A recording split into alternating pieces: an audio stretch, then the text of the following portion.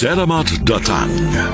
Welcome to Brunei Darussalam, a tiny sultanate in the north of the island of Borneo, located on the shores of the South China Sea, and surrounded by the Malayan federal states of Sabah and Sarawak. The capital, Bandar Seri Begawan, looks like something from an exotic fantasy. The splendor of the mosque of Sultan Omar Ali Saifuddin is a captivating sight. This Islamic landmark is also a symbol of great wealth and was built in 1958. It was named after the father of the present sultan.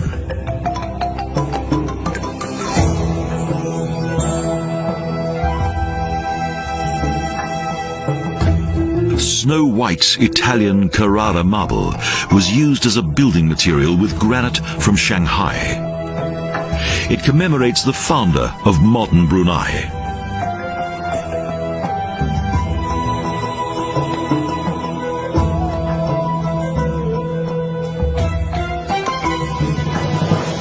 The same dynasty has been in power here since the 15th century, when the country had become an Islamic sultanate due to a marriage. Then, Islam extended throughout Borneo.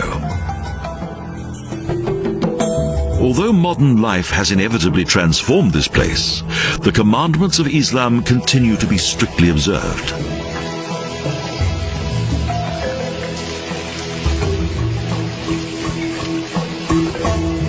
A stone bark appears to float on an artificial lake outside the mosque, and its golden cupolas shine out in all their splendor.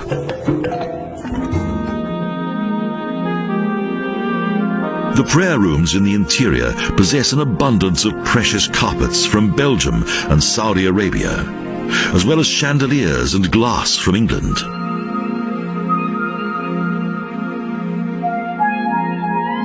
Non-Muslims are only allowed access when no prayers are taking place.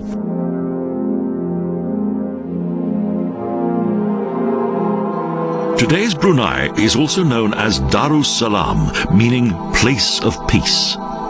But it has not always been peaceful.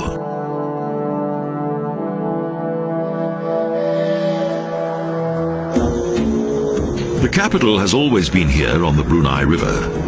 The Sultan's palace was on the mainland, and his people lived in river dwellings.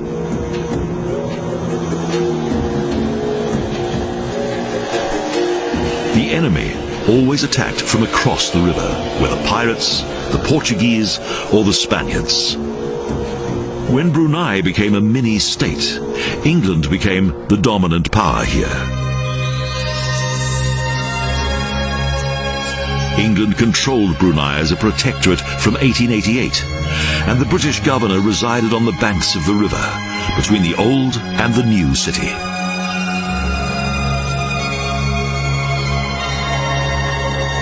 The Dubongan Dua Belas, a building with 12 roofs, was the center of power and was well fortified.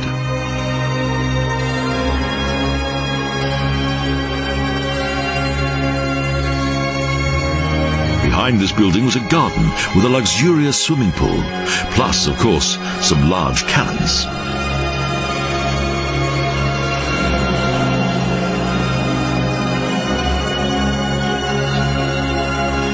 In 1971, Great Britain guaranteed Brunei complete autonomy, and on the 1st of January 1984, the country gained its independence.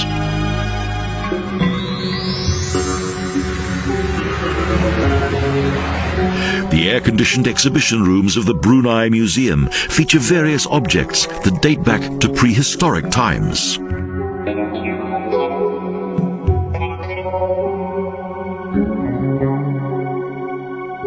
Including huge dinosaur bones that were found nearby.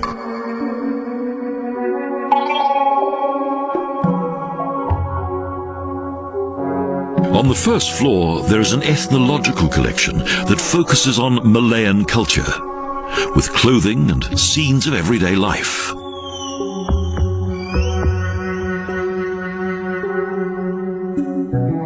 The history of Brunei is also featured, and old domestic tools indicate the great transformation that has taken place here.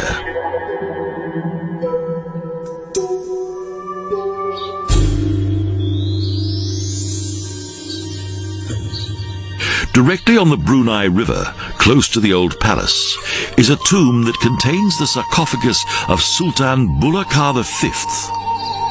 Its splendor is a reminder of the 16th century, when Brunei's power was at its zenith, and it had almost the whole of Borneo under its control.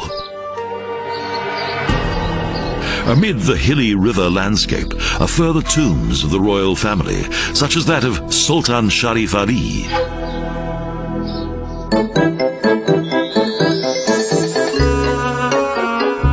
Returning to the city, we visit the Pasar Garong, a busy fish market.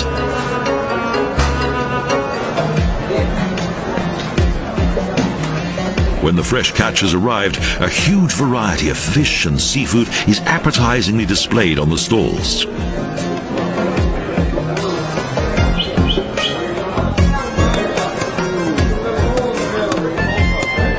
Potential customers inspect the goods and bargain for the best price.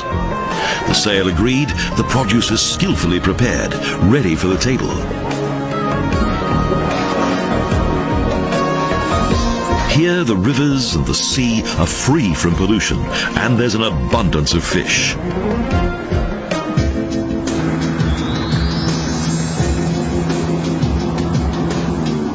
Rainforests, mangrove brush, and untamed land. The exotic landscape that each new visitor is eager to experience. So, we're going on a mangrove tour.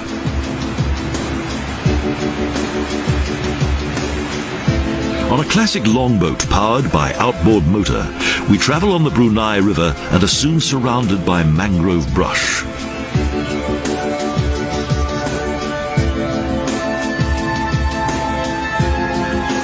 Tropical thunderstorms and monsoon rain create dense vegetation. The ensuing humidity produces lush flora. Next, we return to the city.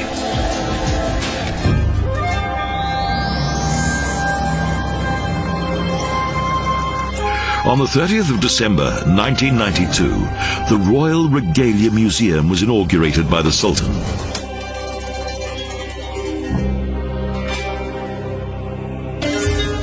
Huge gilded carriages are on display and are used by the royal family during ceremonies of state such as coronations and birthday celebrations.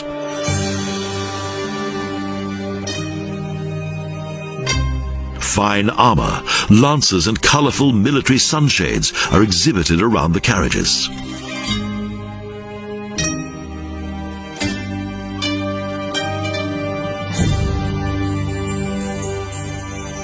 In addition, the striking domed building contains the regalia of the Sultan's family. Bandar Seri Begawan is a modern town with wide streets, palace-like administrative buildings, and various premises to let that are often empty. A designer town that promises much prosperity.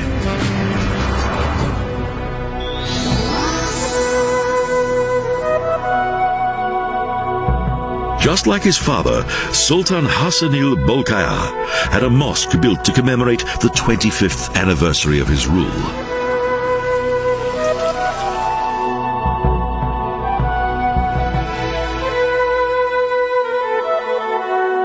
It was to be the largest and the most abundant in the entire realm. Indeed, no other building is permitted to be taller than its golden cupola and minarets.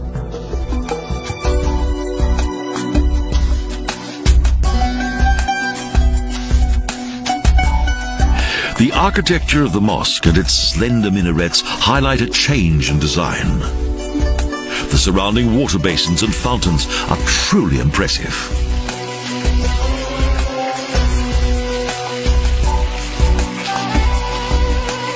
Islam is a state religion. The monarch assigns the faith. It is an absolute command to which people must obey.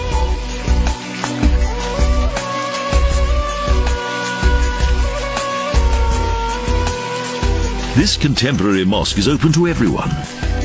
However, prayer in the mosque is limited to men only.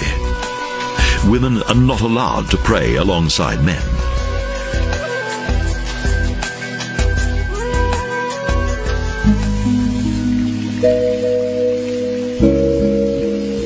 A large flight of marble steps leads to the first floor, and the bright inner cupolas are most welcoming.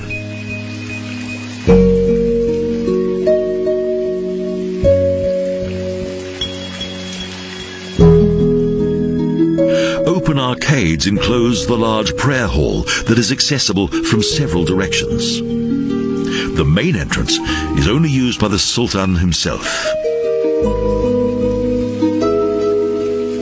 No expense has been spared on the marble floors and wonderful glass chandeliers. And the 5 pillars of wisdom are decorated by fountains. Small boats travel along the canal to the morning market. It's a traditional market and all is quite serene, in contrast to the hubbub on the opposite side of the canal.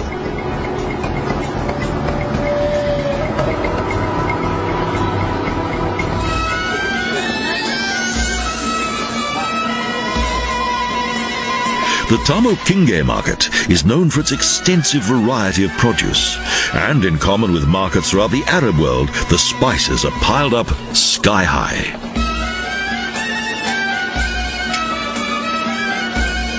There's also a good supply of fresh and appetizing seafood, plus a splendid array of exotic fruit.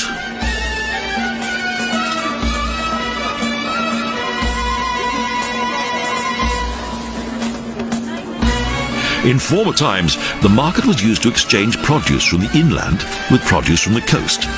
Fish and salt were exchanged for rice, fruit and vegetables. Here, markets are synonymous with bargaining. Customers observe, wait and chatter. They compare the produce and assess its price.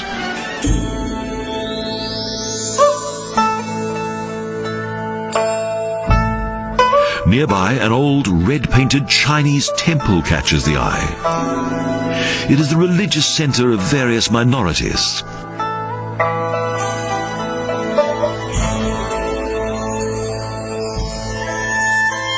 Malays, Chinese and Indians represent the largest ethnic groups, each having saved a part of their culture in this tolerant melting pot.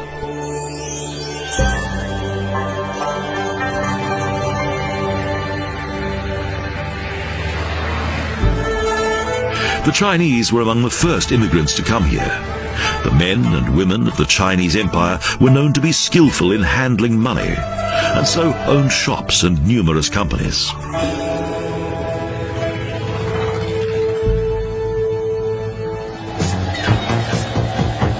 On the riverbank, speedboats await their passengers.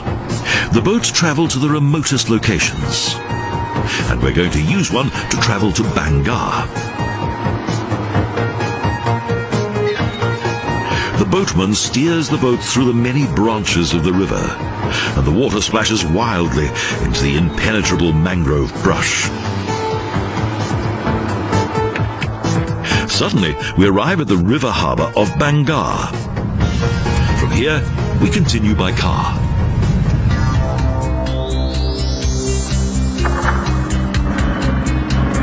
Our destination is the Temburong National Park.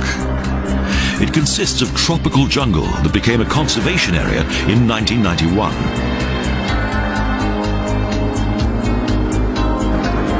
The jungle is mainly accessible by water. We travel upriver in a traditional longboat. It's ideal for the river and easy to maneuver along calm areas and small rapids. We stop at some small wooden steps. Hundreds of steep steps lead to a popular attraction, a canopy walkway. 5 watchtowers are connected by various chain bridges high above the treetops. There's a fabulous view over the jungle. A jungle aged hundreds of millions of years, the oldest in the world.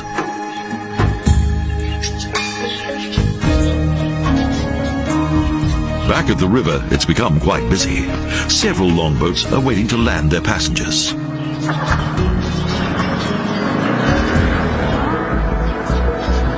The Temburong River flows gently along the wide riverbed. Occasionally there are rapids.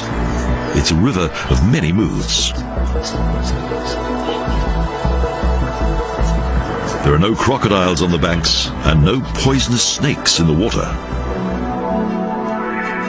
A car returns us to the river harbour in Bangar and back to civilization. Here, speedboats are waiting to take us back to the capital. They're always on time.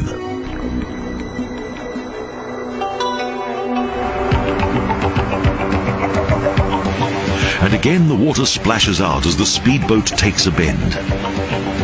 It's amazing how the boatman finds his way through the confusion of waterways.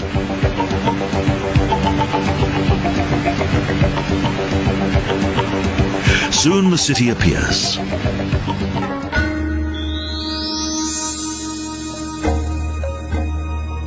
The Malay Technology Museum features the traditional lifestyle of the people of Brunei. It's a typical water village with huts and wooden bridges. The straw-covered huts are the original size and can be entered. Thus, they provide a good insight into the life of the local people.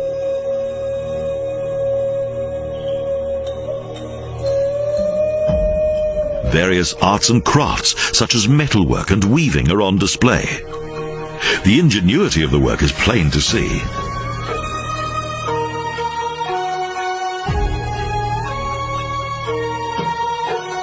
The daily life of the fishermen is also featured. Traditions that are handed down from one generation to the next.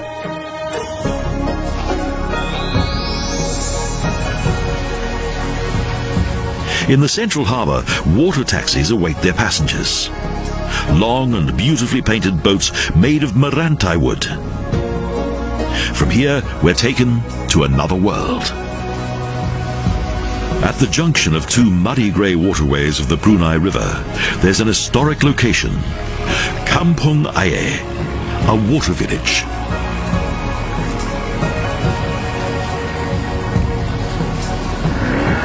A little of the old world that the Sultan could not reinvent and adorn with gold leaf. Most of its inhabitants refused to move to the mainland.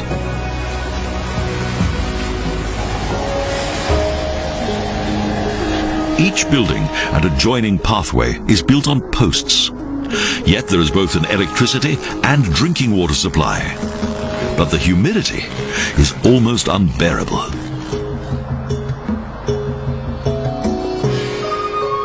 Plants decorate the terraces, and TV aerials are everywhere. Around 30,000 people live here.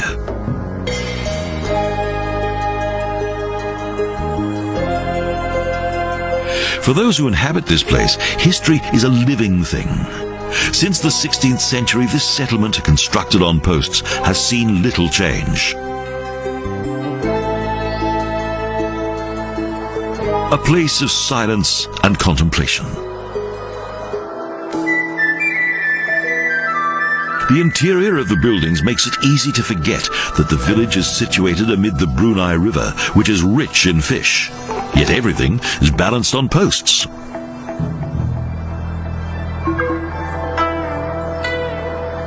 Goods and produce are transported by boat, and the village seems to be just one large family unit.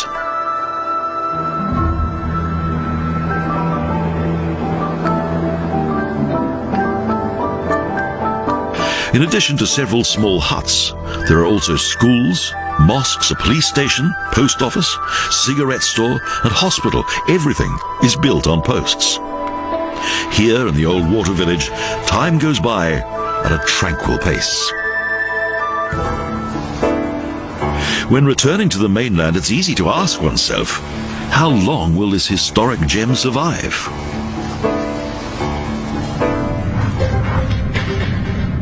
The Tasek Terimbun Nature Reserve can only be reached by car.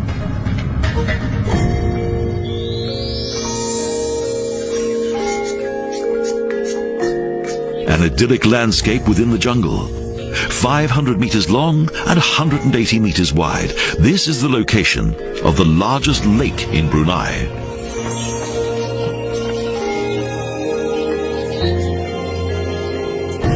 Romantically framed by marshland, tall reeds and lowland forest that reflects in the water.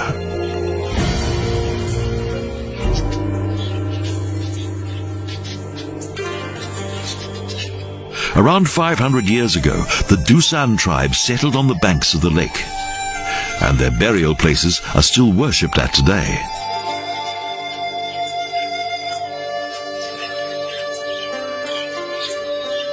The small island in the middle of the lake is accessible from the mainland via a wooden bridge. There's a small fee that everyone is happy to pay.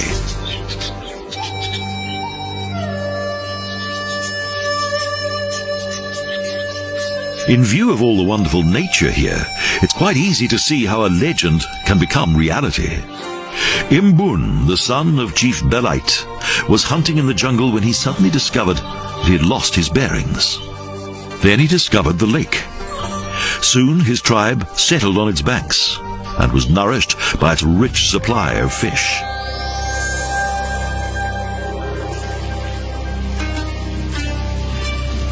One of the richest men in the world, the Sultan of Brunei, not only owns a huge palace with 1,789 rooms, but also a splendid luxury hotel, the famous Empire. This luxurious complex is located within a tropical park. Huge glass walls allow light to penetrate the gigantic hall that is several stories high. The hotel is known as a kingdom within a kingdom because some of its suites are the size of exclusive family homes.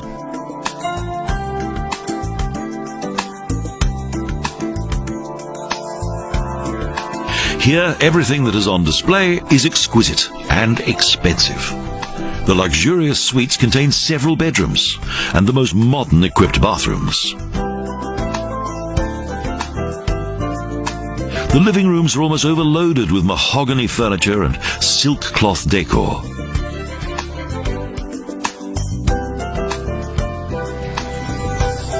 The royal suites have a swimming pool in the living room.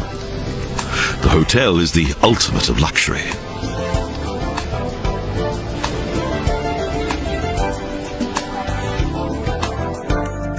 Huge marble pillars with golden decorations support the roof of a large hall that resembles European design.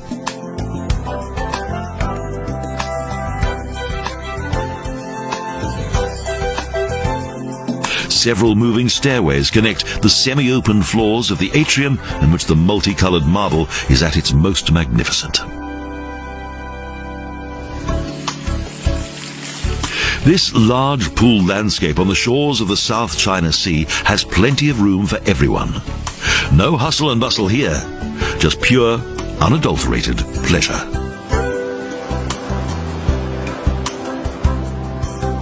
Palm trees flank several pools. A la carte restaurants serve the finest haute cuisine. And a viewing tower waits to be climbed. A luxury hotel from the 1001 Nights, financed by liquid gold.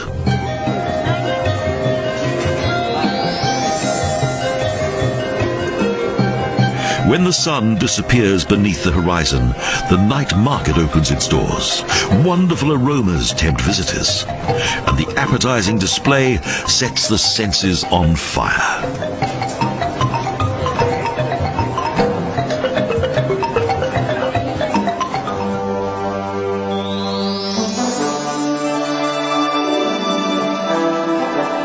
For entertainment, there's Jerodong Park, just outside the city gates. An entertainment park that the Sultan inaugurated on his birthday.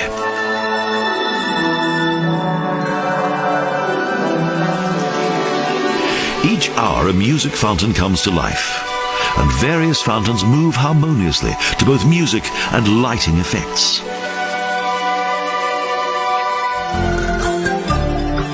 Brunei, a land that has almost lost its history while moving into modern times. a country that has grown amazingly wealthy since its gas has hissed and its oil has spluttered from deep below the ground.